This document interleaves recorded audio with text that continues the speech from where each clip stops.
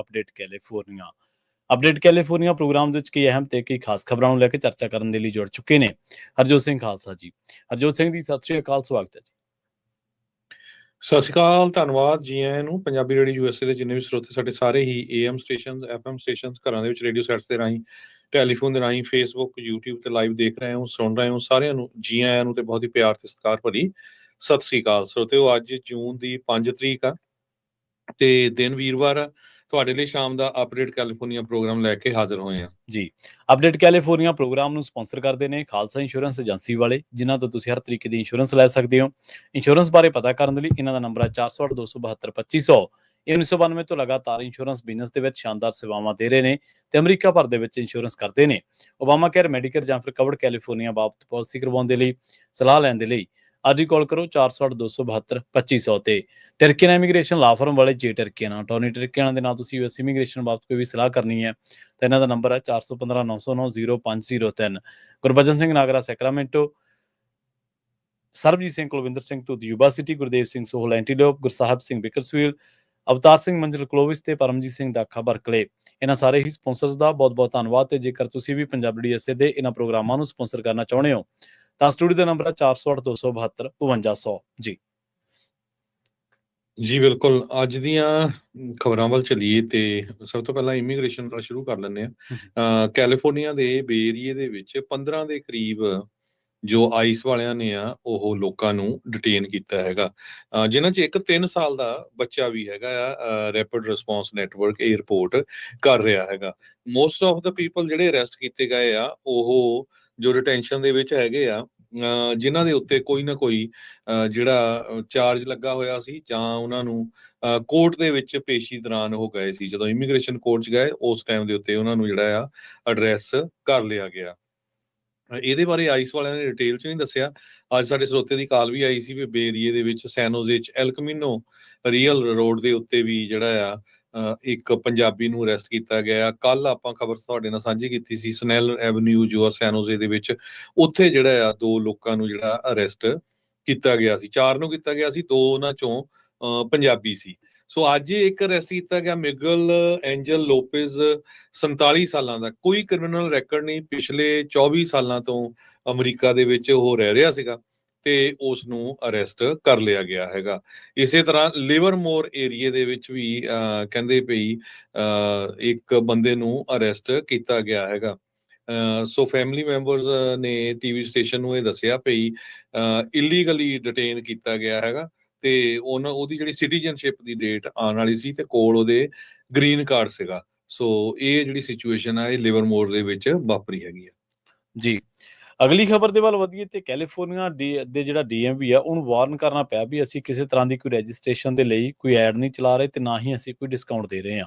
ਅਸਲ ਦੇ ਵਿੱਚ ਡਿਪਾਰਟਮੈਂਟ ਆਫ ਮੋਟਰ ਵਹੀਕਲ ਜਿਹੜਾ ਉਹਨੂੰ ਸ਼ਿਕਾਇਤਾਂ ਮਿਲ ਰਹੀਆਂ ਸੀ ਵੀ ਬਹੁਤ ਥਾਵਾਂ ਦੇ ਉੱਤੇ ਇਹ ਸੋਸ਼ਲ ਮੀਡੀਆ ਦੇ ਉੱਤੇ ਖਾਸ ਕਰਕੇ ਐਡ ਚਲਾਈਆਂ ਜਾ ਰਹੀਆਂ ਨੇ, ਜਿਨ੍ਹਾਂ ਦੇ ਵਿੱਚ ਇਹ ਕਲੇਮ ਕੀਤਾ ਜਾ ਰਿਹਾ ਵੀ ਤੁਸੀਂ ਜੇਕਰ ਰਜਿਸਟ੍ਰੇਸ਼ਨ ਜਿਹੜੀ ਆ ਉਹ ਰੀਨਿਊ ਕਰਨੀ ਆ ਤਾਂ ਉਹਦੇ ਲਈ ਤੁਹਾਨੂੰ 50% ਜਿਹੜਾ ਉਹ ਪੇ ਕਰਨਾ ਪਊਗਾ, 50% ਤੁਹਾਨੂੰ ਆਫ ਦੇ ਦਿਆਂਗੇ। DMV ਨੇ ਇਹ ਸਾਫ਼ ਕੀਤਾ ਵੀ ਡਿਪਾਰਟਮੈਂਟ ਨੇ ਕੋਈ ਇਹੋ ਜਿਹੀ ਨਾ ਤਾਂ ਐਡ ਚਲਾਈ ਆ, ਨਾ ਹੀ ਕੋਈ ਇਸ ਤਰ੍ਹਾਂ ਦਾ ਕੋਈ ਦਾਅਵਾ ਕੀਤਾ ਜਿਹਦੇ ਵਿੱਚ ਤੁਸੀਂ ਵੱਖ-ਵੱਖ ਥਾਵਾਂ ਤੋਂ ਜਿਹੜੀ ਆਪਣੀ ਰਜਿਸਟ੍ਰੇਸ਼ਨ ਆ ਉਹਨੂੰ ਓਪਨਲੀ ਇਸ ਤਰ੍ਹਾਂ ਤੁਸੀਂ ਜਿਹੜਾ ਡਿਸਕਾਊਂਟ ਦੇ ਉੱਤੇ ਰੀਨਿਊ ਕਰਾ ਸਕਦੇ ਹੋ। ਉਹ ਕਹਿੰਦੇ ਕਿ ਇਸ ਤਰ੍ਹਾਂ ਦਾ ਨਹੀਂ ਹੈ। ਅਸਲ ਦੇ ਵਿੱਚ ਲੰਘੇ ਦਿਨਾਂ ਦੇ ਵਿੱਚ DMV ਨੂੰ ਕਾਫੀ ਸ਼ਿਕਾਇਤਾਂ ਮਿਲੀਆਂ ਸਨ, ਜਿਹਦੇ ਵਿੱਚ DMV ਡਾਇਰੈਕਟਰ ਜਿਹੜੇ ਨੇ ਸਟੀਵ ਗਾਰਡਨ, ਉਹਨਾਂ ਨੇ ਕਿਹਾ ਕਿ ਅਸੀਂ ਕੋਈ ਆਫਰ ਡਿਸਕਾਊਂਟ ਨਹੀਂ ਕੀਤਾ, ਜਿਹੜਾ ਡਿਸਕਾਊਂਟ ਆਫਰ ਨਹੀਂ ਕੀਤਾ, ਨਾ ਹੀ ਕੋਈ ਇਸ ਤਰ੍ਹਾਂ ਦਾ ਕੋਈ ਜਿਹੜਾ ਅਸੀਂ ਬਿਜ਼ਨਸ ਪਲਾਨ ਆ ਕੋਈ ਰਨ ਕਰ ਰਹੇ ਹਾਂ ਐਡਸ ਦੇ ਥਰੂ। ਤੇ ਉਹਨਾਂ ਨੇ ਕਿਹਾ ਕਿ ਸੋਸ਼ਲ ਮੀਡੀਆ ਉੱਤੇ ਜਾਂ ਜਿਹੜੇ ਅਨਅਫੀਸ਼ੀਅਲ ਚੈਨਲਸ ਨੇ ਉਹ ਇਸ ਤਰ੍ਹਾਂ ਦੀ ਜਿਹੜੀ ਐਡ ਆ ਉਹ ਚਲਾ ਰਹੇ ਨੇ, ਜਿਹਦੇ ਵਿੱਚ ਲੋਕਾਂ ਨੂੰ ਲਗਾਤਾਰ ਗੁੰਮਰਾਹ ਕੀਤਾ ਜਾ ਰਿਹਾ ਤੇ ਉਹਨਾਂ ਨੂੰ ਹਜ਼ਾਰਾਂ ਡਾਲਰਾਂ ਦਾ ਜਿਹੜਾ ਚੂਨਾ ਉਹ ਕਈ ਲੋਕਾਂ ਨੂੰ ਹੁਣ ਤੱਕ ਲੱਗ ਚੁੱਕਿਆ। ਸੋ ਉਹਨਾਂ ਨੇ ਵਾਰਨ ਕੀਤਾ ਲੋਕਾਂ ਨੂੰ ਕਿ ਆਨਲਾਈਨ ਜਿਹੜੀਆਂ ਤੁਹਾਨੂੰ ਕਹਿੰਦੇ ਨੇ ਲੋਕ ਆਫਰ ਕਰਦੇ ਨੇ ਵੀ ਜੇ ਤੁਸੀਂ ਰਜਿਸਟ੍ਰੇਸ਼ਨ ਤੁਸੀਂ ਕਰਵਾਉਣੀ ਹੈ ਜਾਂ ਤੁਹਾਡੀ ਪੁਰਾਣੀ ਹੋ ਚੁੱਕੀ ਹੈ ਤਾਂ ਅਸੀਂ 50% ਆਫ ਤੇ ਕਰ ਦਿਆਂਗੇ। ਉਹ ਕਹਿੰਦੇ ਕਿ ਇਸ ਤਰ੍ਹਾਂ ਦੀ ਕੋਈ ਖਬਰ ਜਾਂ ਕੋਈ ਇਸ ਤਰ੍ਹਾਂ ਦੇ ਪ੍ਰਾਵਧਾਨ ਮਹਿਕਮੇ ਵੱਲੋਂ ਨਹੀਂ ਕੀਤਾ ਗਿਆ। ਜੀ। ਅਗਲੀ ਖਬਰ ਵੱਲ ਚੱਲੀਏ। ਜੋ ਹਾਰਵਰਡ ਯੂਨੀਵਰਸਿਟੀ ਨੇ ਜੋ ਲੀਗਲ ਚੈਲੰਜ ਉਹਨਾਂ ਨੂੰ ਆਏ ਹੈਗੇ ਆ, ਟਰੰਪ ਐਡਮਿਨਿਸਟ੍ਰੇਸ਼ਨ ਨੇ ਬੈਨ ਲਾ ਦਿੱਤਾ ਹੈ ਫੋਰਨ ਸਟੂਡੈਂਟਸ ਦੇ ਉੱਤੇ ਤੇ ਨਵੇਂ ਸਟੂਡੈਂਟਸ ਨੂੰ ਐਡਮਿਟ ਕਰਨ ਦੇ ਉੱਤੇ। ਸੋ ਉਹਦੇ ਸੰਬੰਧ ਦੇ ਵਿੱਚ ਹਾਰਵਰਡ ਯੂਨੀਵਰਸਿਟੀ ਨੇ ਲਾਸੂਟ ਵੀ ਫਾਈਲ ਕੀਤਾ ਹੈਗਾ। ਕਹਿੰਦੇ ਵੀ ਇੱਕ ਜੋਨਸ ਨਗੋਸ ਕਰਕੇ ਇੱਕ ਸਟੂਡੈਂਟ ਜੋ ਇਥੋਪੀਆ ਦਾ ਰਹਿਣ ਵਾਲਾ ਆ, ਉਹ ਇੱਥੇ ਆਇਆ। ਹੁਣ ਜਿਹੜੀਆਂ ਕੰਟਰੀਆਂ 'ਚ ਇਹ ਲਾਤਾ ਵੀ ਉਸ ਕੰਟਰੀ ਦੇ ਲੋਕ ਇੱਥੇ ਵਿਜ਼ਿਟ ਨਹੀਂ ਕਰ ਸਕਦੇ ਹੈਗੇ। ਸੋ ਇਹ ਜਿਹੜੀ ਸਿਚੁਏਸ਼ਨ ਆ ਸਟੂਡੈਂਟਸ ਨੂੰ ਲੈ ਕੇ ਕਾਫੀ ਜਿਹੜੀ ਹਾਰਡ ਇਸ ਟਾਈਮ USA ਦੇ ਵਿੱਚ ਬਣੀ ਹੋਈ ਹੈਗੀ ਆ। ਹਾਰਵਰਡ ਦੇ ਪ੍ਰੈਜ਼ੀਡੈਂਟ ਨੇ ਡੋਨਾਲਡ ਟਰੰਪ ਹੋਣਾ ਦੇ ਜਿਹੜਾ ਮੂਵ ਸੀਗਾ ਵੀ ਹਾਂ ਹਾਰਵਰਡ ਯੂਨੀਵਰਸਿਟੀ ਦੀ ਫੰਡਿੰਗ ਕੱਟ ਰਹੇ ਆ, ਇੰਟਰਨੈਸ਼ਨਲ ਸਟੂਡੈਂਟ ਇੱਥੇ ਐਡਮਿਟ ਨਹੀਂ ਕੀਤੇ ਜਾ ਸਕਦੇ। ਸੋ ਉਸ ਫਾਈਟ ਨੂੰ ਉਹ ਕੋਰਟ ਤੱਕ ਲੈ ਜਾ ਚੁੱਕੇ ਹੈਗੇ ਆ। ਤੇ ਬਹੁਤ ਸਾਰੇ ਜਿਹੜੇ ਸਟੂਡੈਂਟ ਆ ਉਹ ਅਨਸਰਟਨਟੀ ਦੇ ਵਿੱਚ ਹੈਗੇ ਆ। ਉਹਨਾਂ ਨੂੰ ਪਤਾ ਨਹੀਂ ਵੀ ਕੀ ਹੋਊਗਾ, ਐਡਮਿਸ਼ਨ ਹੋਊਗਾ ਜਾਂ ਉਹਨਾਂ ਨੂੰ ਵੀਜ਼ਾ ਮਿਲੂਗਾ ਨਹੀਂ ਵੀ ਮਿਲੂਗਾ। ਸੋ ਇਹ ਇੱਕ ਬਹੁਤ ਵੱਡਾ ਇਸ਼ੂ ਇਕੱਲਾ ਹਾਰਵਰਡ ਯੂਨੀਵਰਸਿਟੀ ਨਹੀਂ, ਹੋਰ ਵੀ ਬਹੁਤ ਸਾਰੀਆਂ ਯੂਨੀਵਰਸਿਟੀ ਜਿੱਥੇ ਹਰ ਸਾਲ 3.5 ਲੱਖ ਦੇ ਕਰੀਬ ਭਾਰਤੀ ਮੂਲ ਦੇ ਲੋਕ ਆਉਂਦੇ ਆ ਤੇ 2.25 ਲੱਖ ਦੇ ਕਰੀਬ ਚਾਈਨੀਜ਼ ਮੂਲ ਦੇ ਲੋਕ ਜੋ ਆ ਇਹ ਇੱਥੇ ਆ ਕੇ ਯੂਨੀਵਰਸਿਟੀ 'ਚ ਐਡਮਿਸ਼ਨ ਲੈਂਦੇ ਆ ਤੇ ਆਪਣਾ ਫਿਰ ਬਾਅਦ ਦੇ ਵਿੱਚ H1 ਜਾਂ ਹੋਰ ਅਪਲਾਈ ਕਰਦੇ ਹੈਗੇ। ਜੀ ਬਿਲਕੁਲ। ਅਗਲੀ ਜਿਹੜੀ ਖਬਰ ਆ ਉਹ ਪ੍ਰੈਜ਼ੀਡੈਂਟ ਡੋਨਾਲਡ ਟਰੰਪ ਦੇ ਨਾਲ ਤੇ ਇਹਨਾਂ ਦਾ ਜਿਹੜਾ ਇੱਕ ਬਹੁਤ ਤਕੜਾ ਸਹਿਯੋਗੀ ਰਿਹਾ ਜਿਹਦੇ ਆਖੇ ਤੇ ਟਰੰਪ ਨੇ ਕਈ ਕੰਮ ਕੀਤੇ, ਐਲਨ ਮਸਕ ਦੇ ਨਾਲ ਜੁੜੀ ਹੋਈ ਆ। ਦੁਨੀਆ ਭਰ ਦੇ ਵਿੱਚ ਇਹਨਾਂ ਦੀ ਜਿਹੜੀ ਹੁਣ ਯਾਰੀ ਟੁੱਟੀ, ਆਪਸ ਵਿੱਚ ਦਾ ਜਿਹੜਾ ਇਹਨਾਂ ਦਾ ਦੋਸਤਾਨਾ ਪਿਆਰ ਸੀਗਾ ਉਹ ਖਤਮ ਹੋਇਆ ਇਸ ਮਾਮਲੇ ਤੋਂ ਬਾਅਦ। ਜਿਵੇਂ ਦੋਨੇ ਇੱਕ ਦੂਜੇ ਤੇ ਤਨ ਮਿਹਣੀ ਹੋ ਰਹੇ ਨੇ, ਉਹਨਾਂ ਮਾਮਲਿਆਂ ਨੂੰ ਲੈ ਕੇ ਖਾਸੀ ਚਰਚਾ ਹੋ ਰਹੀ ਆ। ਇਸ ਟਾਈਮ ਦੀ ਖਬਰ ਜਿਹੜੀ ਆ ਉਹਦੇ ਮੁਤਾਬਕ ਟੈਸਲਾ ਦਾ ਜਿਹੜਾ ਸ਼ੇਅਰ ਆ ਉਹ 14% ਜਿਹੜਾ ਉਹ ਡਿੱਗ ਪਿਆ। ਪੋਲੀਟੀਕਲ ਟੈਂਸ਼ਨ ਜਿਹੜੀ ਨੇ ਉਹਨੇ ਟੈਸਲਾ ਨੂੰ ਹਰਟ ਕੀਤਾ ਤੇ ਉਹਦੀਆਂ ਜਿਹੜੀਆਂ ਮਾਰਕੀਟਸ ਦੇ ਵਿੱਚ ਜਿਹੜੀ ਵੈਲਿਊ ਉਹ ਲਗਾਤਾਰ ਡਿੱਗਦੀ ਨਜ਼ਰ ਆਉਂਦੀ ਆ। ਟਰੰਪ ਦੇ ਬਿਗ ਬਿਊਟੀਫੁਲ ਬਿੱਲ ਦੇ ਉੱਤੇ ਇਹਨਾਂ ਦਾ ਜਿਹੜਾ EV ਜਿਹੜੀ ਇਲੈਕਟ੍ਰਿਕ ਵਹੀਕਲ ਸੀ ਸਬਸਿਡੀ ਉਹਦੇ ਤੇ ਕੱਟ ਲੱਗਣਾ ਸੀਗਾ। ਮਸਕ ਨੇ ਜਿਹੜਾ ਇਸ ਮਾਮਲੇ ਦੇ ਵਿੱਚ ਪੋਲੀਟੀਕਲ ਸਟੈਂਸ ਲਿਆ। ਉਸ ਤੋਂ ਬਾਅਦ ਟੈਸਲਾ ਦੀ ਜਿਹੜੀ ਮਾਰਕੀਟ ਆ ਉਹਨਾਂ ਦੋਨਾਂ ਦੇ ਵਿਚਾਲੇ ਜਿਹੜੀ ਆਪਸੀ ਦੂਰੀ, ਆਪਸੀ ਮਤਭੇਦ ਨਜ਼ਰ ਆਏ। ਮਸਕ ਨੇ ਪਹਿਲੇ ਦਿਨ ਤੋਂ ਇਹ ਗੱਲ ਕਹੀ ਸੀ ਕਿ ਮੈਂ ਬਿਗ ਬਿਊਟੀਫੁਲ ਬਜਟ ਦੇ ਨਾਲ ਬਿੱਲ ਦੇ ਨਾਲ ਜਿਹੜਾ ਉਹ ਸਹਿਮਤ ਨਹੀਂ ਆ। ਇਸ ਤੋਂ ਬਾਅਦ ਦੋਨਾਂ ਦੇ ਵਿੱਚ ਦੂਰੀਆਂ ਲਗਾਤਾਰ ਆਪਾਂ ਨੂੰ ਵੱਧਦੀਆਂ ਨਜ਼ਰ ਆਈਆਂ। ਇੱਥੋਂ ਤੱਕ ਗੱਲ ਅੱਪੜ ਗਈ ਕਿ ਮਸਕ ਨੇ ਇਹ ਕਲੇਮ ਕੀਤਾ ਕਿ ਡੋਨਾਲਡ ਟਰੰਪ ਜੇਕਰ ਦੂਜੀ ਵਾਰ ਪ੍ਰੈਜ਼ੀਡੈਂਟ ਬਣੇ ਨੇ ਤਾਂ ਉਹ ਸਿਰਫ ਐਲਨ ਮਸਕ ਕਰਕੇ ਹੀ ਬਣੇ ਨੇ। ਸੋ ਉਹ ਜਿਹੜਾ ਉਸ ਤੋਂ ਬਾਅਦ ਫਿਰ ਤੁਹਾਨੂੰ ਪਤਾ ਹੀ ਹੈ ਡੋਨਾਲਡ ਟਰੰਪ ਵੀ ਕਿੱਥੇ ਪਿੱਛੇ ਹਟਣ ਵਾਲੇ ਨੇ। ਡੋਨਾਲਡ ਟਰੰਪ ਨੇ ਫਿਰ ਇਹ ਗੱਲ ਕਹੀ ਕਿ ਮਸਕ ਜਿਹੜੇ ਨੇ ਉਹਨਾਂ ਨੇ ਇੱਥੇ ਜਿਹੜੇ ਲੋਕ ਬੈਠੇ ਨੇ ਸਾਰਿਆਂ ਨਾਲੋਂ ਜ਼ਿਆਦਾ ਮੇਰੇ ਸਹਿਯੋਗੀ ਤੇ ਸਾਰਿਆਂ ਨਾਲੋਂ ਜ਼ਿਆਦਾ ਉਸ ਬੰਦੇ ਨੂੰ ਗਵਰਨਮੈਂਟ ਦੇ ਵਿੱਚ ਕੀ ਚੱਲ ਰਿਹਾ, ਕੀ ਅਸੀਂ ਆਉਣ ਵਾਲੇ ਟਾਈਮ ਦੇ ਵਿੱਚ ਕਰਨ ਵਾਲੇ ਹਾਂ, ਸਭ ਤੋਂ ਜ਼ਿਆਦਾ ਜਿਹੜਾ ਉਹਨੂੰ ਪਤਾ ਲੱਗਿਆ ਸੀਗਾ। ਟਰਾਂਸਪੋਰਟ ਜਿਹੜਾ ਡਿਪਾਰਟਮੈਂਟ ਆ US ਦਾ ਉਹ ਦੱਸਿਆ ਜਾ ਰਿਹਾ ਕਿ ਬਹੁਤ ਸਾਰੀਆਂ ਰੈਗੂਲੇਟਸ ਇਸ ਬਿੱਲ ਦੇ ਵਿੱਚ ਤਹਿਤ ਲਿਆਉਣ ਜਾ ਰਿਹਾ ਜਿਹੜੀਆਂ ਕਿ ਵਹੀਕਲਸ ਦੇ ਡਿਜ਼ਾਈਨ ਨੂੰ ਸਟੈਂਡਰਡਸ ਕਰੂਗੀ ਤੇ ਹੋਰ ਨਵੇਂ ਜਿਹੜੇ ਮਿਆਰ ਆ ਉਹ ਮਿੱਥੇ ਜਾਣਗੇ। ਐਲਨ ਨੇ ਜਿਹੜਾ ਉਹ ਦੱਸਿਆ ਜਾ ਰਿਹਾ ਕਿ ਉਹਨੂੰ ਲਗਾਤਾਰ ਇਹ ਚੀਜ਼ ਘਾਟੇਵੰਦ ਲੱਗ ਰਹੀ ਸੀ ਤੇ ਉਹਨੇ ਇਸ ਟਾਈਮ ਦੱਸਿਆ ਜਾ ਰਿਹਾ ਕਿ ਜੇ ਇਸੇ ਤਰੀਕੇ ਨਾਲ ਦੋਨਾਂ ਦੀਆਂ ਦੂਰੀਆਂ ਨਜ਼ਰ ਆਉਂਦੀਆਂ ਰਹੀਆਂ ਤਾਂ ਆਉਣ ਵਾਲੇ ਟਾਈਮ ਦੇ ਵਿੱਚ, ਆਉਣ ਵਾਲੇ ਕੁਝ ਘੰਟਿਆਂ ਦੇ ਵਿੱਚ ਜਿਹੜਾ ਟੈਸਲਾ ਦਾ ਸ਼ੇਅਰ ਹੈ ਉਹ ਹੋਰ ਵੀ ਜ਼ਿਆਦਾ ਜਿਹੜਾ ਉਹ ਡਿੱਗ ਸਕਦਾ, ਉਹਨੂੰ ਹੋਰ ਵੀ ਜ਼ਿਆਦਾ ਜਿਹੜਾ ਨੁਕਸਾਨ ਆ ਉਹ ਪਹੁੰਚ ਸਕਦਾ। ਜੀ ਬਿਲਕੁਲ, ਬਹੁਤ ਜ਼ਿਆਦਾ ਅਨਸਰਟਨਟੀ ਇਸ ਟਾਈਮ ਦੇ ਉੱਤੇ ਬਣੀ ਹੋਈ ਹੈਗੀ ਆ, ਖਾਸ ਕਰਕੇ ਜੋ ਟਰੰਪ ਉਹਨਾਂ ਦਾ ਟੈਸਲਾ ਦੇ ਸਟਾਕਸ ਆ ਉਹਨਾਂ ਨੂੰ ਲੈ ਕੇ ਅੱਜ ਕਾਫੀ ਜ਼ਿਆਦਾ ਡਾਊਨ ਗਏ ਹੈਗੇ ਆ। ਤੇ ਐਲੋਨ ਮਸਕ ਉਹਨਾਂ ਨੇ ਕਾਫੀ ਜਿਹੜੀ ਆ ਹਾਰਸ਼ ਲੈਂਗੁਏਜ ਵਰਤਣੀ ਸ਼ੁਰੂ ਕਰ ਦਿੱਤੀ ਆ। ਉਧਰ ਟਰੰਪ ਉਹਨਾਂ ਨੇ ਵੀ ਕਹਿਤਾ ਵੀ ਅਸੀਂ ਸਾਰੇ ਇਹਨਾਂ ਦੇ ਜਿਹੜੇ ਕੰਟਰੈਕਟ ਆ ਉਹ ਕੈਂਸਲ ਕਰ ਦਾਂਗੇ। ਐਲੋਨ ਮਸਕ ਨੇ ਇਹ ਕਹਿਤਾ ਵੀ ਮੈਂ ਆਪਣੇ ਜਿਹੜੇ ਕਈ ਪ੍ਰੋਜੈਕਟ ਆ ਜਿਹੜੇ ਫੈਡਰਲ ਗਵਰਨਮੈਂਟ ਦੇ ਲਈ ਉਹਨਾਂ ਨੂੰ ਬੰਦ ਕਰਨ ਜਾ ਰਿਹਾ ਹੈਗਾ। ਉਹਨਾਂ ਨੇ ਇੱਕ ਤਾਂ ਜੋ ਨਵਾਂ ਬਜਟ ਬਿੱਲ ਆ ਉਹਨੂੰ ਲੈ ਕੇ ਆ ਵੀ ਬਹੁਤ ਮਾੜਾ ਬਿੱਲ ਆ, ਇਹ ਕਰਜ਼ਾ ਘਟਾਉਂਦਾ ਨਹੀਂ, ਕਰਜ਼ਾ ਵਧਾਉਂਦਾ ਹੈ। ਤੇ ਦੂਸਰਾ ਜਿਹੜਾ ਜੈਫਰੀ ਐਪਸਟੀਨ, ਸਰੋਤਿਆਂ ਨੂੰ ਯਾਦ ਹੋਊਗਾ, ਸੈਕਸ ਅਫੈਂਡਰ, ਜਿਹਦੇ ਮਾਮਲੇ ਦੇ ਵਿੱਚ ਬਹੁਤ ਸਾਰੇ ਜਿਹੜਾ ਪੋਲੀਟੀਕਲ ਲੋਕ ਇਨਵੋਲਵ ਸੀਗੇ, ਉਸ ਸੰਬੰਧ ਦੇ ਵਿੱਚ ਐਲੋਨ ਮਸਕ ਨੇ ਇਹ ਕਿਹਾ ਵੀ ਜੈਫਰੀ ਜੋ ਐਪਸਟੀਨ ਆ ਉਹਦੇ ਵਾਲੀ ਜਿਹੜੀ ਰਿਪੋਰਟ ਆ ਉਹ ਟਰੰਪ ਨੇ ਇਸ ਕਰਕੇ ਨਹੀਂ ਦਿਖਾ ਲਿਆ ਕਿਉਂਕਿ ਉਹਨਾਂ ਦਾ ਖੁਦ ਦਾ ਨਾਮ ਵੀ ਉਸ ਰਿਪੋਰਟ ਦੇ ਵਿੱਚ ਆਉਂਦਾ ਹੈਗਾ ਆ। ਸੋ ਇਹ ਇਸ਼ੂ ਹੁਣ ਐਲਨ ਮਸਕ ਤੇ ਟਰੰਪ ਦਾ ਕਾਫੀ ਜਿਹੜਾ ਹੌਟ ਇਸ ਟਾਈਮ ਦੇ ਉੱਤੇ ਬਣ ਚੁੱਕਾ ਹੈਗਾ। ਜੀ। ਅਗਲੀ ਜਿਹੜੀ ਖਬਰ ਆ ਉਹ ਆ ਰਹੀ ਹੈ ਇੱਕ ਉਸ ਬੱਚੇ ਦੇ ਨਾਲ ਜੁੜੀ ਹੋਈ, ਜਿਹੜੇ ਬੱਚੇ ਨੂੰ ਹਿਊਸਟਨ ਟੈਕਸਸ ਦੇ ਵਿੱਚ ਜਿਹੜਾ ਆਈਸ ਨੇ ਇੱਕ ਤਰੀਕ ਜਿਹੜੀ ਇਮੀਗ੍ਰੇਸ਼ਨ ਤਰੀਕ ਤੇ ਜਾਣ ਤੋਂ ਬਾਅਦ ਅਰੈਸਟ ਕਰ ਲਿਆ। ਦੱਸਿਆ ਜਾ ਰਿਹਾ ਕਿ ਮਾਰਟਿਨ ਜਿਹੜਾ ਗਾਰਸੀਆ ਉਹ ਇੱਕ ਸਟੂਡੈਂਟ ਹੈ ਤੇ ਟੌਰਸ ਐਲੀਮੈਂਟਰੀ ਸਕੂਲ ਦੇ ਵਿੱਚ 29 ਮਈ ਦੀ ਗੱਲ ਆ ਜਦੋਂ ਉਹ ਇਮੀਗ੍ਰੇਸ਼ਨ ਹੀਅਰਿੰਗ ਨੂੰ ਅਟੈਂਡ ਕਰਨ ਦੇ ਲਈ ਗਿਆ ਸੀਗਾ। ਉਸ ਤੋਂ ਬਾਅਦ ਦੱਸਿਆ ਜਾ ਰਿਹਾ ਸੀਗਾ ਕਿ ਸ਼ਾਇਦ ਉਹਨੂੰ ਆਪਣੇ ਪਿਤਾ ਦਾ ਜਿਹੜਾ ਇਮੀਗ੍ਰੇਸ਼ਨ ਸਟੇਟਸ ਹੈ ਉਹਦੇ ਬਾਰੇ ਕੋਈ ਅਪਡੇਟ ਆਊਗੀ, ਪਰ ਇਹਨਾਂ ਦੋਨਾਂ ਨੂੰ ਇਹਦੇ ਨਾਲ ਇਹਦੇ ਪਿਤਾ ਨੂੰ ਜਿਹੜਾ ਉਹ ਆਈਸ ਨੇ ਜਿਹੜਾ ਉਹ ਅਰੈਸਟ ਕਰ ਲਿਆ। ਬਾਅਦ ਦੇ ਵਿੱਚ ਦੱਸਿਆ ਜਾ ਰਿਹਾ ਕਿ ਦੋਨਾਂ ਨੂੰ ਸੈਪਰੇਟ ਕਰ ਦਿੱਤਾ ਗਿਆ। ਜਿਹੜੇ ਉੱਥੋਂ ਦੇ ਬੁਲਾਰੇ ਨੇ, ਇੱਕ ਜੈਸਮੀਨ ਕਿੰਗ, ਜਿਨ੍ਹਾਂ ਨੇ ਮਤਲਬ ਇਸ ਮਾਮਲੇ ਦੇ ਵਿੱਚ ਉਹ ਲਗਾਤਾਰ ਪੈਰਵਾਈ ਕਰ ਰਹੇ ਨੇ। ਟੀਚਰਸ ਨੇ ਟੋਰੈਂਸ ਐਲੀਮੈਂਟਰੀ ਸਕੂਲ ਦੇ, ਉਹਨਾਂ ਨੇ ਲਗਾਤਾਰ ਇਹ ਪਹੁੰਚ ਜਿਹੜੀ ਆ ਉਹ ਬਣਾਈ ਸੀਗੀ, ਤੇ ਉਸ ਤੋਂ ਬਾਅਦ ਪਤਾ ਲੱਗਾ ਸੀਗਾ ਵੀ ਇਹ ਜਿਹੜਾ ਬੱਚਾ ਇਹ ਅਮਰੀਕਾ ਦੇ ਵਿੱਚ ਜਦੋਂ ਤੋਂ ਰਹਿ ਰਿਹਾ ਸੀਗਾ, ਤਾਂ ਇਹਦਾ ਜਿਹੜਾ ਫਾਦਰ ਹੈ ਉਹਦਾ ਵੀ ਕੋਈ ਜਿਹੜਾ ਸਟੇਟਸ ਹੈ ਉਹ ਅਮਰੀਕਾ ਦੇ ਵਿੱਚ ਪੱਕਿਆਂ ਵਾਂਗ ਨਹੀਂ ਹੈ। ਇਹ ਦੋਨੇ ਜਦੋਂ ਤਰੀਕ ਤੇ ਜਾਂਦੇ ਨੇ ਤਾਂ ਇਹਨਾਂ ਨੂੰ ਉਮੀਦ ਇਹ ਵੱਜਦੀ ਹੈ ਕਿ ਸ਼ਾਇਦ ਸਾਨੂੰ ਕੇਸ ਪਾਸ ਹੋਣ ਤੋਂ ਬਾਅਦ ਥੋੜੀ ਰਾਹਤ ਮਿਲੂਗੀ, ਪਰ ਇਹਨਾਂ ਦੇ ਪਰਿਵਾਰਕ ਮੈਂਬਰਾਂ ਨੇ ਜਾਂ ਸਕੂਲ ਟੀਚਰਸ ਨੇ ਜਾਂ ਉਹ ਜਥੇਬੰਦੀਆਂ ਜਿਹੜੀਆਂ ਲਗਾਤਾਰ ਜਦੋਜਹਿਦ ਕਰ ਰਹੀਆਂ ਨੇ ਪ੍ਰਵਾਸੀਆਂ ਨੂੰ ਬਚਾਉਣ ਦੀ ਖਾਤਰ ਜਾਂ ਉਹਨਾਂ ਦੀਆਂ ਫੈਮਿਲੀਜ਼ ਨੂੰ ਤੋੜਨ ਤੋਂ ਬਚਾਉਣ ਦੇ ਲਈ, ਜਿਨ੍ਹਾਂ ਲੋਕਾਂ ਦਾ ਕੋਈ ਕ੍ਰਿਮੀਨਲ ਬੈਕਗਰਾਉਂਡ ਨਹੀਂ ਹੈ, ਤਾਂ ਉਹਨਾਂ ਲੋਕਾਂ ਦਾ ਕਹਿਣਾ ਹੈ ਕਿ ਅਸੀਂ ਹੈਰਾਨ ਹਾਂ ਵੀ ਇੱਕ ਬੱਚਾ ਜਿਹੜਾ ਕਿ 5ਵੇਂ 6ਵੇਂ ਗ੍ਰੇਡ ਦੇ ਵਿੱਚ ਆ, ਤੇ ਉਹਨੂੰ ਆਪਣੇ ਪਿਤਾ ਦੇ ਨਾਲ ਜਦੋਂ ਉਹ ਇੱਕ ਹੀਅਰਿੰਗ ਤੇ ਜਾਂਦਾ ਤੇ ਉਸ ਤੋਂ ਬਾਅਦ ਆਈਸ ਜਿਹੜੀ ਆ ਉਹਨੂੰ ਅਰੈਸਟ ਕਰ ਲੈਂਦੀ ਹੈ, ਤੇ ਬਾਅਦ ਦੇ ਵਿੱਚ ਦੋਨਾਂ ਨੂੰ ਅੱਡੋ ਅੱਡ ਜਿਹੜਾ ਉਹ ਕਰ ਦਿੱਤਾ ਜਾਂਦਾ। ਆਪਾਂ ਪਹਿਲਾਂ ਹੀ ਬਹੁਤ ਸਾਰੀਆਂ ਖਬਰਾਂ ਤੁਹਾਡੇ ਨਾਲ ਸਾਂਝੀਆਂ ਕੀਤੀਆਂ ਸੀ, ਜਿਨ੍ਹਾਂ ਦੇ ਵਿੱਚ ਆਪਾਂ ਤੁਹਾਨੂੰ ਜਾਣਕਾਰੀ ਸਾਂਝੀ ਕੀਤੀ ਸੀ ਤੁਹਾਡੇ ਨਾਲ ਕਿ ਜਿਹੜੇ ਲੋਕ ਵੀ ਇਸ ਟਾਈਮ ਕੋਰਟ ਦੇ ਵਿੱਚ ਜਾ ਰਹੇ ਨੇ ਆਪਣੀ ਹੀਅਰਿੰਗ ਦੇ ਉੱਤੇ, ਆਪਣੀ ਪੇਸ਼ੀ ਦੇ ਉੱਤੇ, ਤਾਂ ਬਾਹਰ ਏਜੰਟਸ ਨੇ ਜਿਹੜੇ ਆਈਸ ਦੇ ਉਹ ਖੜੇ ਹੁੰਦੇ ਨੇ, ਤੇ ਉਹ ਜਦੋਂ ਹੀ ਉਹਨਾਂ ਦੇ ਕੇਸ ਦੇ ਬਾਰੇ ਕੁਝ ਵੀ ਅਪਡੇਟ ਆਉਂਦਾ ਜਾਂ ਉਹ ਤਰੀਕ ਭੁਗਤ ਕੇ ਬਾਹਰ ਆਉਂਦੇ ਨੇ, ਤਾਂ ਉਦੋਂ ਹੀ ਉਹਨਾਂ ਨੂੰ ਜਿਹੜਾ ਹਿਰਾਸਤ ਦੇ ਵਿੱਚ ਲੈ ਲਿਆ ਜਾਂਦਾ। ਜੀ, ਸਿਚੁਏਸ਼ਨ ਜਿਹੜੀ ਆ ਕਾਫੀ ਜੀ ਟੈਂਸ ਜਿਹੜੀ ਆ ਇਸ ਵਨ ਦੇ ਵਿੱਚ ਬਣੀ ਹੋਈ ਆ। ਵੱਖ-ਵੱਖ ਸ਼ਹਿਰਾਂ 'ਚ ਜਾ ਰਿਹਾ, ਹੁਣ ਈਵਨ ਜਿਹੜੀਆਂ ਸੈਂਚੁਰੀ ਸਿਟੀਜ਼ ਆ ਉਹਨਾਂ ਦੇ ਵਿੱਚ ਵੀ ਇਹ ਜਾ ਰਹੇ ਹੈਗੇ ਆ। ਅਗਲੀਆਂ ਖਬਰਾਂ ਵੱਲ ਚਲੀਏ, ਕੁਛ ਕੁ ਆਪਾਂ ਲੋਕਲ ਖਬਰਾਂ ਵੀ ਕਰਾਂਗੇ।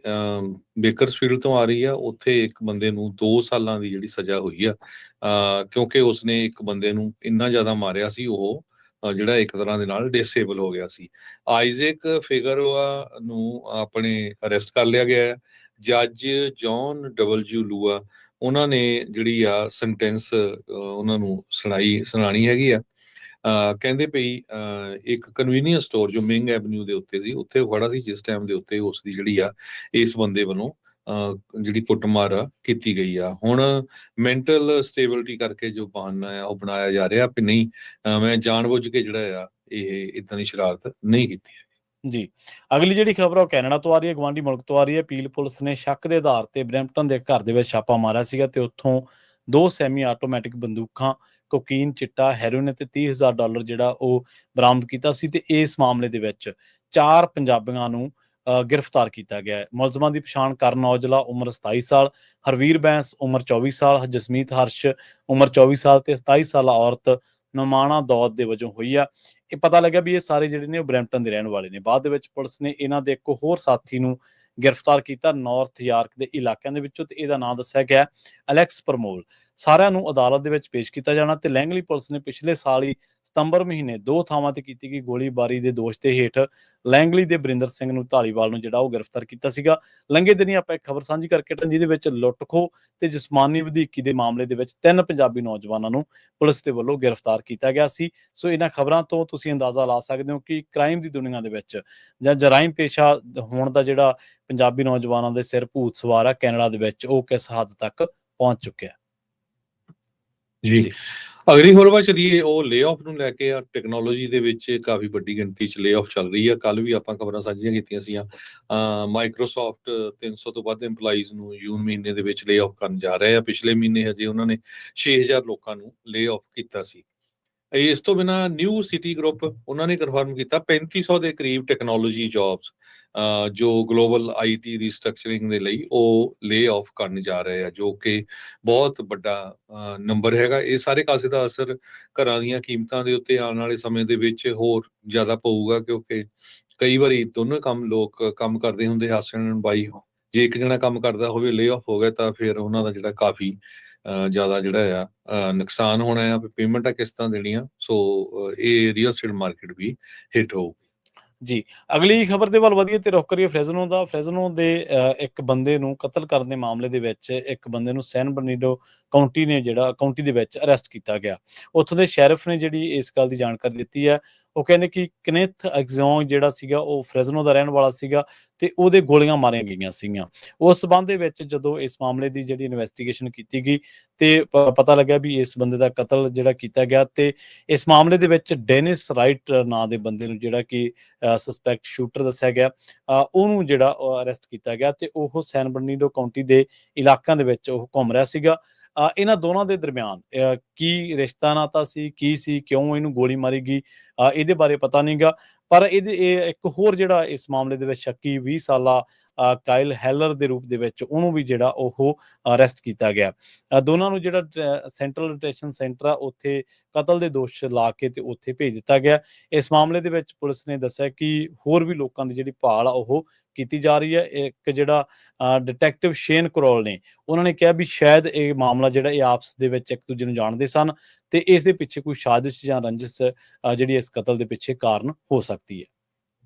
ਜੀ, ਜੇ ਸਟਾਕ ਮਾਰਕੀਟ ਦੀ ਗੱਲ ਕਰਦੇ ਜਾਈਏ, ਅੱਜ ਸਟਾਕ ਮਾਰਕੀਟ ਨੂੰ ਕਾਫੀ ਝਟਕਾ ਲੱਗਾ। ਡਾਓ ਜੋਨ ਇੰਡਸਟਰੀਅਲ 108 ਪੁਆਇੰਟ ਡਾਊਨ ਗਿਆ ਤੇ ਕਲੋਜ਼ ਹੋਇਆ 42,319.74 ਦੇ ਉੱਤੇ।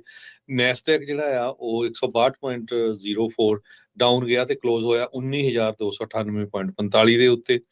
ਤੇ S&P ਇੰਡੈਕਸ ਵੀ ਜਿਹੜਾ ਆ 31.51 ਡਾਊਨ ਹੋਇਆ ਤੇ ਕਲੋਜ਼ ਹੋਇਆ 5939.30 ਦੇ ਉੱਤੇ। ਜੀ, ਇਸੇ ਤਰ੍ਹਾਂ ਜੇਕਰ ਕਰੰਸੀ ਦੀ ਗੱਲ ਕਰੀਏ ਤਾਂ ਅੱਜ ਇੱਕ US ਡਾਲਰ ਦੀ ਕੀਮਤ ਕੈਨੇਡਾ ਦੇ $1 ਤੇ 37 ਸੈਂਟ ਦੇ ਬਰਾਬਰ, ਇੰਡੀਆ ਦੇ 85 ਰੁਪਏ ਤੇ 85 ਪੈਸਿਆਂ ਦੇ ਬਰਾਬਰ ਤੇ ਪਾਕਿਸਤਾਨ ਦੇ 282 ਰੁਪਏ 15 ਪੈਸਿਆਂ ਦੇ ਬਰਾਬਰ ਇੱਕ US ਡਾਲਰ ਦੀ ਕੀਮਤ ਰਹੀ ਹੈ। ਜੀ ਜੀ ਤੇ ਜਾਂਦੇ ਜਾਂਦੇ ਇੱਕ ਵਾਰੀ ਫੇਰ ਬੇਨਤੀ ਕਰਦੇ ਜਾਈਏ, ਪਰਸੋਂ ਨੂੰ ਸ਼ਨੀਚਰਵਾਰ ਨੂੰ ਨਗਰ ਕੀਰਤਨ ਸੈਨ ਫਰਾਂਸਿਸਕੋ ਚ ਸਾਰੇ ਜਾਣੇ ਵੱਧ ਚੜ ਕੇ ਪਹੁੰਚੋ। ਬਹੁਤ ਗੁਰੂ ਘਰਾਂ ਤੋਂ ਬੱਸਾਂ ਚੱਲ ਰਹੀਆਂ ਹੈਗੀਆਂ। ਕੱਲ ਨੂੰ ਕੋਸ਼ਿਸ਼ ਕਰਾਂਗੇ ਸਾਰਿਆਂ ਦੀ ਡਿਟੇਲ ਤੁਹਾਡੇ ਨਾਲ ਸਾਂਝੀ ਕੀਤੀ ਜਾ ਸਕੇ ਤੇ ਪੰਜਾਬੀ ਰੇਡੀਓ USA ਦੀ ਟੀਮ ਵੀ ਪਹੁੰਚੂਗੀ ਤੇ ਕੋਸ਼ਿਸ਼ ਕਰਾਂਗੇ ਭਾਈ ਅਵਤਾਰ ਸਿੰਘ ਉਹਨਾਂ ਦੀ ਜਿਹੜੀ ਬੁੱਕ ਹੈਗੀ ਆ ਉਹ ਤੁਹਾਡੇ ਤੱਕ ਪਹੁੰਚਾਈ ਜਾ ਸਕੇ। ਕੱਲ ਸੈਮੀਨਾਰ ਹੋਇਆ ਸੀ ਚੰਡੀਗੜ੍ਹ ਦੇ ਵਿੱਚ ਉਹਨਾਂ ਦੀ ਬੁੱਕ ਨੂੰ ਸਮਰਪਿਤ ਤੇ ਉਹ ਭਾਈ ਅਜਮੇਰ ਸਿੰਘ ਤੇ ਹੋਰ ਬਹੁਤ ਸਾਰੇ ਜਿਹੜੇ ਪ੍ਰੋਮੀਨੈਂਟ ਜਿਹੜੇ ਇੰਟੈਲੈਕਚੁਅਲਸ ਆ ਉਹਨਾਂ ਨੇ ਡਿਸਕਸ਼ਨ ਕੀਤੀ ਆ। ਉਹ ਪੂਰੀ ਦੀ ਪੂਰੀ ਵੀਡੀਓ ਆਪਾਂ ਪੰਜਾਬੀ ਰੇਡੀਓ USA ਦੇ ਉੱਤੇ ਵੀ ਪਾਈ ਹੈਗੀ ਆ। ਤੇ ਸਾਡੀ ਟੀਮ ਦੇ ਮੈਂਬਰ ਰਾਜਕਨਵੀਰ ਸਿੰਘ ਹੋਣੀ ਵਾਸ਼ਿੰਗਟਨ DC ਪਹੁੰਚੇ ਹੋਏ ਹੈਗੇ ਆ। ਉੱਥੇ ਜੂਨ 1984 ਦੇ ਸੰਬੰਧ ਦੇ ਵਿੱਚ ਕਾਂਗਰਸਮੈਨ ਜੋ US ਦੇ ਆ ਸੈਨੇਟਰਸ ਉਹਨਾਂ ਦੇ ਨਾਲ ਗੱਲਬਾਤ ਚੱਲ ਰਹੀ ਹੈਗੀ ਆ। ਕੱਲ ਨੂੰ ਜਿਹੜੀ US ਦੀ ਫਲੋਰ ਹੈਗੀ ਕਾਂਗਰਸ ਦੀ, ਉੱਥੇ 1984 ਨੂੰ ਯਾਦ ਕਰਦਿਆਂ ਅਰਦਾਸ ਹੋਊਗੀ। ਡਾਕਟਰ ਚੀਮਾ ਵੀ ਉੱਥੇ ਪਹੁੰਚੇ ਹੋਏ ਆ। ਕੁਝ ਕੁ ਵੀਡੀਓਜ਼ ਆਲਰੇਡੀ ਜਿਹੜੀਆਂ ਆ ਤੁਸੀਂ ਪੰਜਾਬੀ ਰੇਡੀਓ USA ਦੀ ਜਿਹੜੀ Facebook ਜਾਂ YouTube ਆ ਉਹਦੇ ਉੱਤੇ ਦੇਖ ਸਕਦੇ ਹੋ। ਸੋ ਕੱਲ ਦਾ ਪ੍ਰੋਗਰਾਮ ਵੀ ਉਹ ਕੋਸ਼ਿਸ਼ ਕਰਨਗੇ ਤੁਹਾਡੇ ਨਾਲ ਸਾਰਾ ਜਿਹੜਾ ਸਾਂਝਾ ਕੀਤਾ ਜਾ ਸਕੇ ਵੀ ਜੂਨ 1984 ਦੇ ਸ਼ਹੀਦਾਂ ਨੂੰ ਸਮਰਪਿਤ ਅਰਦਾਸ ਹੋਣ ਜਾ ਰਹੀ ਹੈ US ਦੀ ਕਾਂਗਰਸ ਦੇ ਵਿੱਚ। ਤੇ ਅੱਜ ਵੀ ਪਹੁੰਚੇ ਹੋਏ ਸੀਗੇ ਕਾਫੀ ਸਿੰਘ ਉੱਥੇ ਪਹੁੰਚੇ ਹੋਏ ਹੈਗੇ ਆ। ਰਾਜਕਨਵੀਰ ਸਿੰਘ ਹੁਣੀ ਵੀ ਪਹੁੰਚੇ ਹੋਏ ਆ। ਬਾਕੀ ਜਿਹੜੇ ਨਹੀਂ ਜਾ ਸਕਦੇ ਜਾਂ ਆਪਾਂ ਇੱਥੇ ਬੈਠੇ ਹੀ ਇਹ ਜਿਹੜਾ ਸਾਰਾ ਕੁਝ ਦੇਖਾਂਗੇ।